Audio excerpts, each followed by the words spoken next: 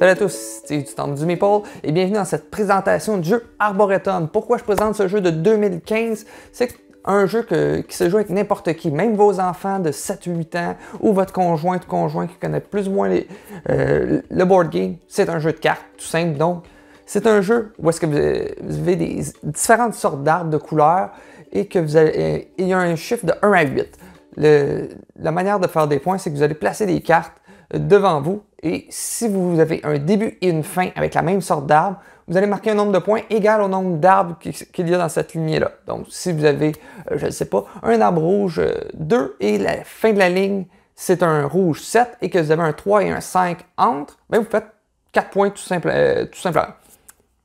Le jeu est fort simple aussi. À votre tour, c'est vous pigez 2 cartes, soit de la pile centrale, soit d'une pile de défausse de n'importe qui. Ça peut être la vôtre ou ceux de vos adversaires. Vous en pigez 2. Qu'est-ce que vous faites à votre tour? Vous en jouez une devant vous, vous en défaussez une dans votre défausse. Aussi simple que ça, très simple. La petite twist qu'il y a dans le jeu, c'est que vous allez, comme je vous ai expliqué, vous allez marquer des points en fonction du début et la fin. Par contre, si vous faites un chemin avec que des arbres de la même couleur, les points sont doublés si vous en avez au moins 4. Donc, fort intéressant de garder les mêmes cartes de la même couleur. Par contre, si vous jouez un 1 dans cette cycle-là, vous avez un point bonus. Si vous avez un 8, vous avez 2 points bonus. Donc, possibilité de faire beaucoup plus de points. Comme si vous avez 4 cartes, mais qui finit avec un 8. Donc, vous faites, et si elle est de la même couleur, ça fait 4 points. Doublé, ça fait 8. Plus un 8, ça fait 10 points. Mais c'est bien simple, mais ça n'a pas l'air bien intéressant. Attention, il y a un petit système de majorité avec les cartes que vous avez en main.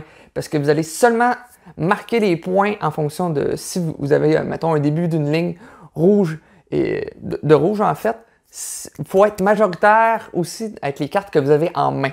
Donc, si vous avez un 6 rouge en main, mais qu'un de vos adversaires a un 7 rouge, eh bien, too bad, votre ligne, elle vaut 0 point.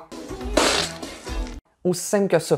Par contre, si lui a un 7, mais vous que vous aviez le 6 et le 2, vous avez 8 au-dessus, donc vous marquez vos points.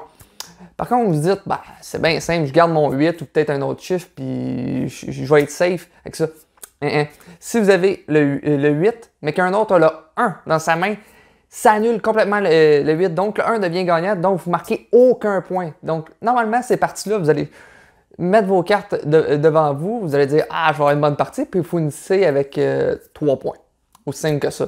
Après ça, les parties vous allez lire un petit peu plus comment les autres jouent. C'est important aussi de regarder les cartes que les autres pigent, parce que vous allez peut-être piger une carte rouge juste pour forcer l'autre personne à garder des rouges, parce qu'il veut vraiment marquer ses rouges.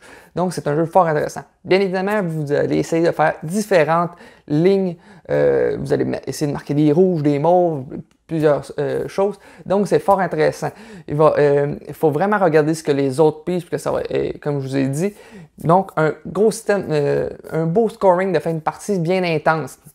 C'est un jeu qui se joue de 2 à 4 joueurs. À 2 joueurs et à 3 joueurs, on diminue la quantité de sortes d'arbres qu'il va y avoir dans la pioche. Mais à 2 joueurs, je vous suggère de faire la même chose, mais de retirer 3 cartes sans les regarder. Parce qu'une des choses qui est intéressante à 3 joueurs, c'est on voit un peu qu'est-ce qui se passe sur la table, mais on se dit il y a un 6 rouge, mais je ne sais pas il est où.